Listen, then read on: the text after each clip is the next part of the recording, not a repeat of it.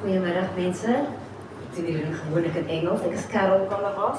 Wat is mijn naam? Carol Calabas. 2 keer my, né? Okay, so my storie begin 5 jaar terug. Het 'n buurman iets in my posbus gegooi en gesê ek moet iets kyk.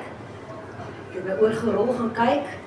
Wat ek gekry het is 'n produk op my hand wat 4 maande na die produk gebruik het, was my eiste tekort weg.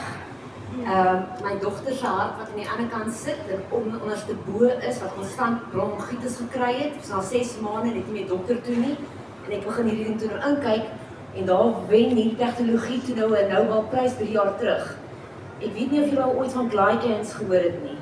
So daar is met vitamines, minerale en wat hulle nou studeer is daar glycans wat in ons kos was. Daar's 2 van die 8 oor. Daar's net mense soos ek en Siege wat oor hierdie goed praat, want ons mediese mense swaar dit nog nie. Ek gaan weer sê, 'n Nobelprys het oor 2 jaar, 3 jaar terug. So behalwe vitamines en minerale is daar iets wat glycans is.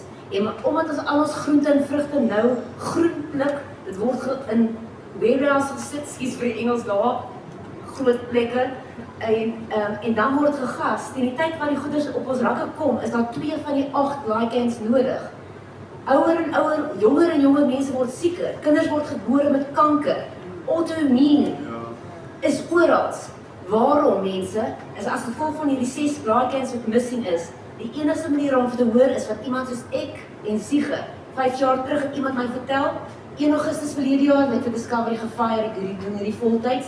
Ek het haar by retail gekry. Ek vertel nou mense, ek soek mense wat mense kan vertel. Die kommissie is fantasties. Ek praat nie vandag oor geld en ek vir jou sê ek doen dit voltyds nou. Then word needs to get out. Siege het my besigheidskaartjie, sy het nog nie haar eie besigheidskaartjies nie, sy splinter nie in die besigheid, so sy gaan haar nommertjie daar neerskryf.